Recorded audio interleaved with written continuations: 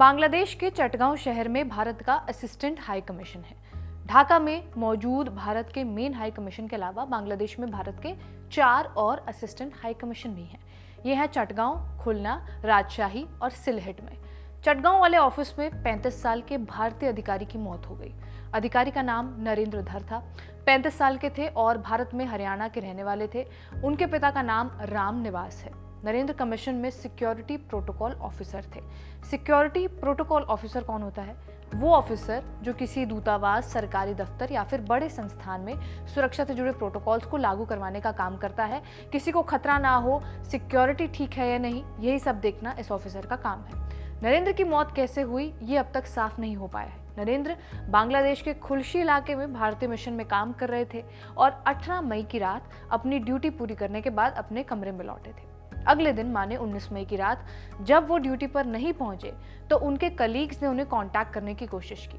Daily star की report के मुताबिक कई बार फोन और आवाज लगाने के बाद भी जब कोई जवाब नहीं मिला तो मिशन के अधिकारियों ने स्थानीय पुलिस को इसकी जानकारी दी।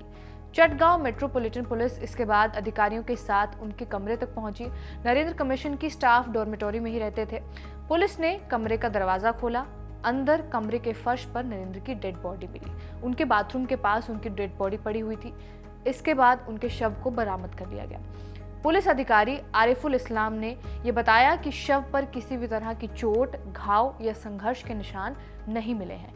शुरुआती तौर पर यह आशंका जताई जा रही है कि नरेंद्र की मौत हार्ट अटैक या फिर उसका रीजन कार्डियक अरेस्ट हो सकता है।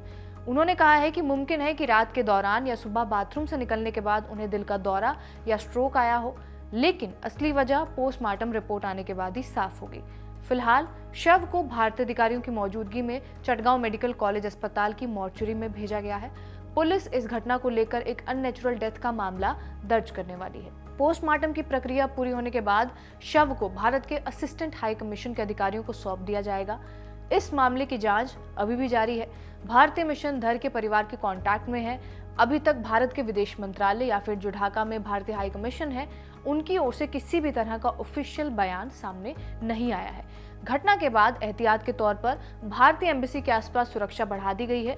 जांच एजेंसियां स्टाफ डॉर्मेटोरी और आसपास के इलाके से सबूत जुटाने में लगी हुई हैं। क्योंकि मामला एक विदेशी दूतावास से जुड़ा हुआ है, इसलिए बांग्लादेश की पुलिस भी लिमिटेड जानकारी शेयर कर रही है। अब ऑटोप्सी होने के बाद ये सामने आएगा कि मौत का कारण क्या था। घटना ने डिप्लोमेटिक सर्कल्स में भी चिंता बढ़ा दी है। फिलहाल मामले की जांच जारी है। विदेश मंत्रालय की ओर से जब इस केस पर कोई अपडेट आएगा तभी आगे की तस्वीर और ज्यादा साफ हो पाएगी। इस वीडियो में बस इतना ही। इस वीडियो को रिकॉर्ड किया हमारे साथी आयान ने।